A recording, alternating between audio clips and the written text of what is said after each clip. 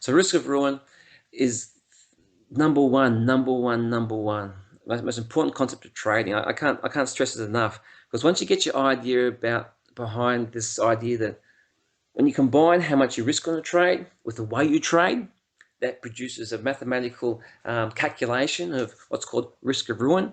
And once you know that you should not be trading with a risk of ruin above 0%, for most people, they'll be hands down and they'll stop trading. And that's going to be a positive outcome for those people, because no doubt they're just losing all the time.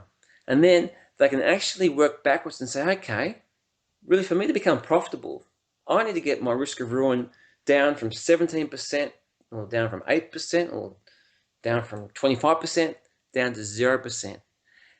And that's when they start to become knowledgeable, because now they're working out what's important. And that leads to really key concepts like money management, another key concept called expectancy, and they're on their way. So to me, it's just the number one foundation stone of profitable trading.